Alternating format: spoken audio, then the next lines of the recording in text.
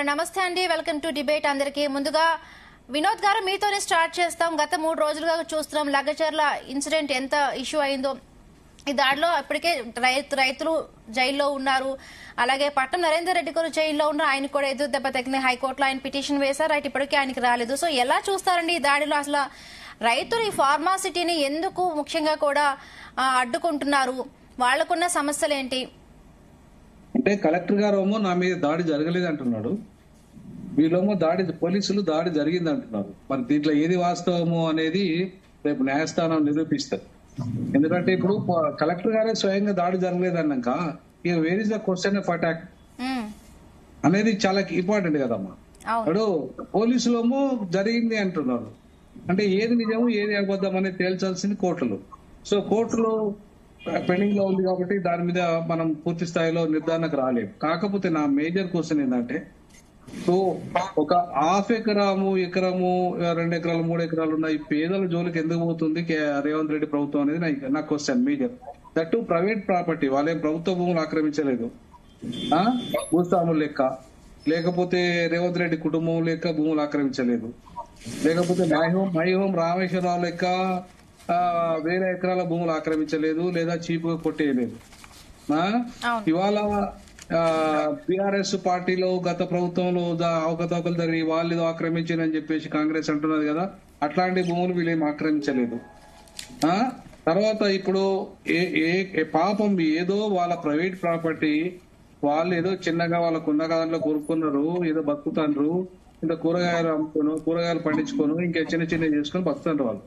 Right. అంటే వినోద్ గారు, ఇప్పుడు ఈ దాడిలో ప్రత్యక్షంగా బీఆర్ఎస్ కార్యకర్త సురేషే ప్రత్యక్షంగా ఈ దాడిలో పాల్గొన్నారు. ఈయన 84 సార్లు పట్టం నరేందర్ రెడ్డి కూడా కాల్ చేసినట్టు కూడా రిమాండ్ రిపోర్ట్ లో రాశారు.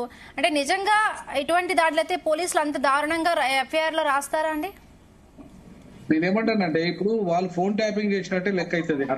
అట్లా కనుక వీళ్ళు కనుక కాంగ్రెస్ పార్టీ కనుక వీళ్ళకు నిజంగానే 40 సార్లు చేసిండు ఆయన చెప్పేసి అంటే, ఇప్పుడు ఫోన్ ట్యాపింగ్ ఎట్లా తెలుస్తుందంటే, ముందు ఫోన్ ట్యాపింగ్ తెచ్చనే తెలుస్తుంది. ఆయన యాక్చువల్గా కాల్ డేటా పరిశీలిస్తే ఆయన 2 సార్లు చేసినట్టుగా ఉంది. గతంలో చేసిన ఈ కాల్స్ అన్ని కూడా ఈ ఇన్సిడెంట్ తర్వాత చేసినట్టు కాదు కదా. ఇన్సిడెంట్ కు ముందు ఎన్ని చేశాడు, ఇన్సిడెంట్ తర్వాత ఎన్ని చేశాడు అనేది కీలకం కదా. సో అట్లాంటప్పుడు ఇన్సిడెంట్ తర్వాత జరిగింది కేవలం 2 అని చెప్పేసి ఎవరో వాళ్ళే ప్రభుత్వం లెక్కలే చెప్తున్నారు, 2 సార్లు చేసిండు అని చెప్పేసి. అయితే ఒక 2 సార్లు ఆయన చేసినంత మాత్రాన మొత్తం ఈ ఘటనకు వీనే ప్రేరేపించినట్టు అవుతుందా? సురేష్ మొత్తం దీన్ని వెనుక ఉన్నట్టు అవుతుందా? మనము ఇవాళ వ్యక్తిగత కక్షలతోని, లేదంటే పార్టీల మీద వ్యక్తిగత కక్షలు పెట్టుకొని తప్పకుండా వీళ్ళని ఎటునో ఇరికియాలి, జైలు వేయాలంటే ఏ రకమైన తప్పుడు కేసులైనా పెట్టి లోపలేయచ్చు. అది పెద్ద సమస్య కాదు, ఎందుకంటే ప్రభుత్వం వాళ్ళ చేతిలో ఉంది కాబట్టి. నేనేమంటున్నంటే, వాళ్ళ వ్యక్తిగత రాజకీయాలు, బీజేపీ బీఆర్ఎస్ కాంగ్రెస్ రాజకీయాల వైపు కాకుండా నేను బాధితుల వైపు మాట్లాడాల్సుకున్నా. అసలు బాధితులను కొట్టే అధికారం పోలీసులకు ఎక్కడిది అంటున్నాను నేను. మీకు లంబాడీల ఆడవాళ్ళని వాళ్ళని తొడలల్లా కొట్టిండ్రు, వాళ్ళ ముఖం బలిగేటట్టు కొట్టిండ్రు. వాళ్ళ మొత్తం మీరు సోషల్ మీడియాలో పెట్టారండి, మొత్తం చూడండి వాళ్ళు ఒక పెద్ద క్రిమినల్స్ గా, నేరస్తులుగా, ఒక టెర్రరిస్టులుగా వాళ్ళని అంత దుర్మార్గంగా ఇవాళ టార్చర్ పెట్టి కొట్టడం అనేది ఏ రకమైన చర్యలు, ఏ రకమైన ప్రజా పరిపాలన అవుతుందో మరి మా లా స్టూడెంట్ మానవతరాయ్ చెప్పాలి. ఎందుకు ఈ మాట మాట్లాడాల్సి వస్తుందంటే, ఇప్పుడు మానవ కమిషన్ ఉంది, మహిళా కమిషన్ ఉంది ఈ దేశంలో, ఈ రాష్ట్రాలలో.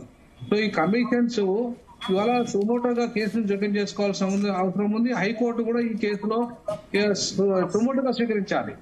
ఎందుకంటే ఇప్పుడు ఏ పార్టీ వాళ్ళ పార్టీలు వాళ్ళకి అనుకూలంగా చెప్పుకుంటాయి. నేనేమంటున్నా, సుమోటోగా స్వీకరించండి, డైరెక్ట్ గా స్వీకరించి ఆ పేద లంబాడి పాపం ఎస్టీలు మహిళల్ని కొట్టే అధికారము, వాళ్ళని హింసించే అధికారం, వాళ్ళ భూములను గుంజుకునే అధికారం ఈ రాష్ట్ర ప్రభుత్వానికి లేదు. అమర్నాథ్ గారు ఏం చెప్తారు?